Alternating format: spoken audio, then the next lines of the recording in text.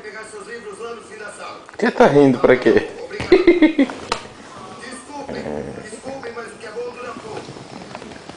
Tá gravando, gordo. Dá um sorrisão bem gostoso. Vou mostrar pra mamãe. Não vai. Vou. Por favor, não.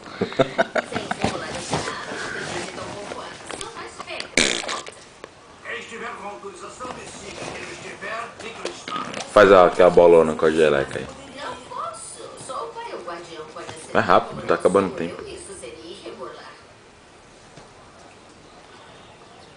Lamento. É minha última palavra. Meu babalu, velho. Podem esquecer. Até mais tarde.